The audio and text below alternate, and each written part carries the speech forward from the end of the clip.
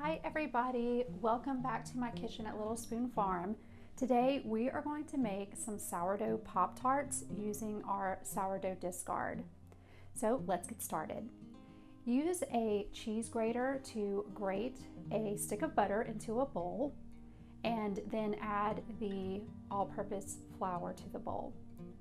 I like to use a fork to kind of get those butter pieces broken apart, and then I use a bench scraper, but you can use a pastry cutter if you want to start getting that butter and flour cut into each other.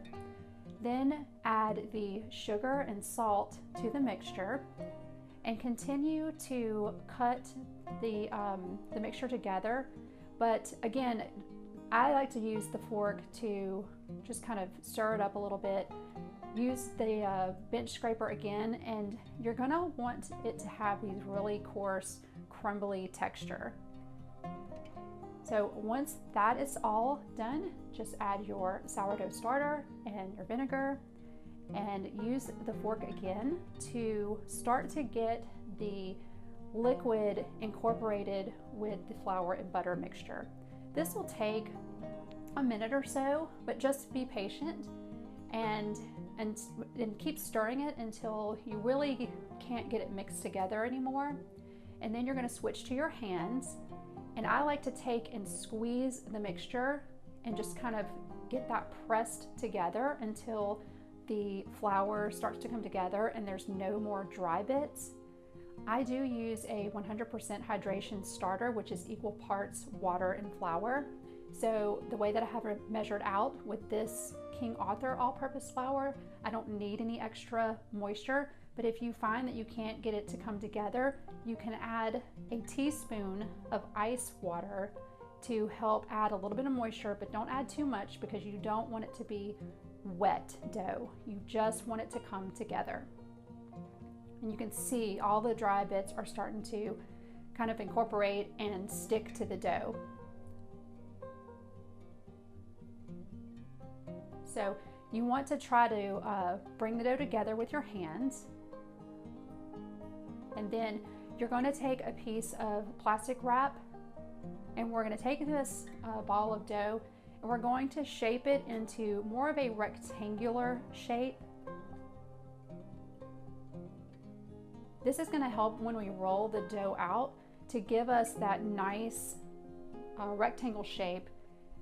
Instead of the circle, that would be harder for us to roll it out in order to cut the Pop-Tarts out. So then take the plastic wrap and just kind of use it to, pull this dough together and help shape it into that rectangle shape.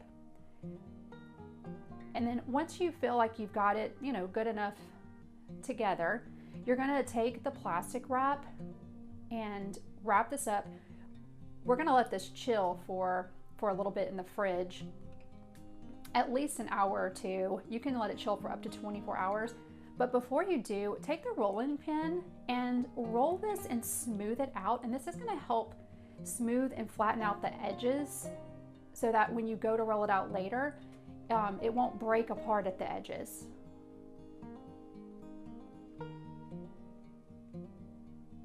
So go ahead and stick that in the fridge, and then when you are ready to make your Pop-Tarts, you're going to roll this out into a rectangle shape, and you're aiming for a 1/8 inch thickness, which is what we usually roll our pie crust into.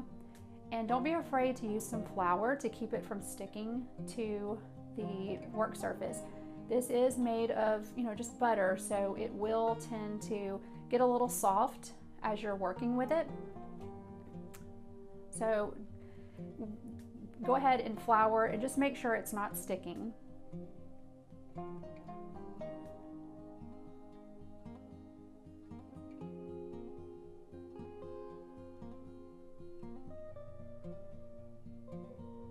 So once you have this, in a rectangular shape, you can use a pizza cutter like I'm doing here and just trim the edges to where they're straight.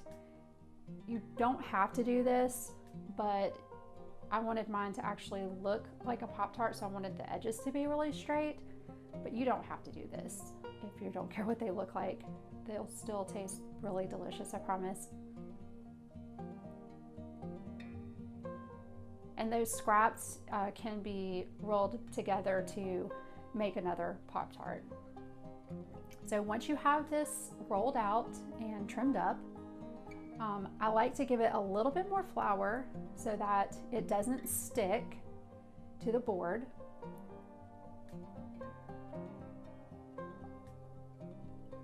You can see I'm actually turning it over so I know that when I go to transfer those that they won't stick. So I use that pizza cutter again, and I'm kind of eyeballing the middle here. And you just cut this into 4 equal strips.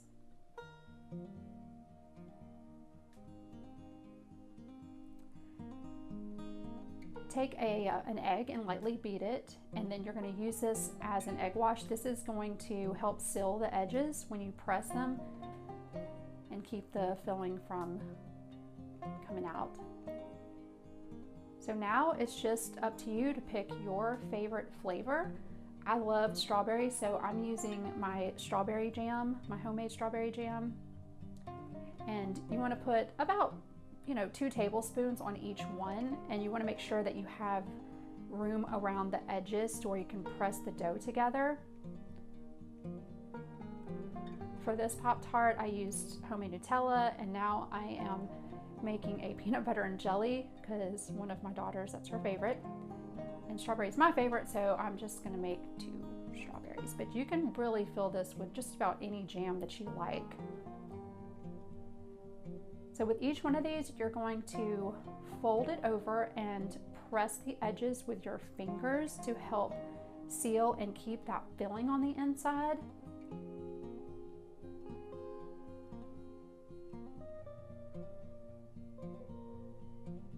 And I forgot to mention, you want your oven at this point to be preheated to 350 degrees Fahrenheit, and line a baking sheet with parchment paper.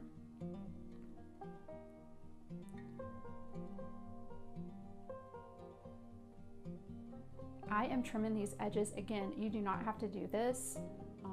I wanted to make sure these actually look like Pop-Tarts for you guys, so I'm making these edges really straight. Don't worry, I'm using this dough for an extra Pop-Tart. So use a fork to press and seal the edges. This will give it that classic Pop-Tart look. And then I'm using like this really thin spatula to help lift it up and put it on that parchment paper. So this recipe makes 4 to 5 Pop-Tarts with that extra dough you see there. So arrange these on your baking sheet, spaced a little bit apart, and then you're going to use that egg wash to brush the top of each of these. And that's going to give us this really golden, shiny crust after they're baked. So you're going to put this in the oven and bake them for 25 to 30 minutes. With my oven, I usually need 30, or until they are golden brown. And when they're finished, take them off and put them on transfer them to a cooling rack, and go ahead and mix the powdered sugar and water together for the glaze. And you want it to be kind of thick.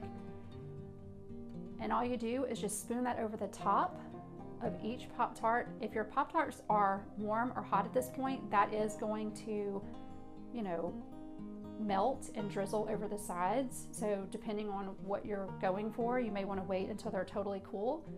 But you can sprinkle these with sprinkles. I didn't have any sprinkles on hand, so I just used some coarse sugar because I want that texture on top. But that's it. That's how easy it is to make these Pop-Tarts.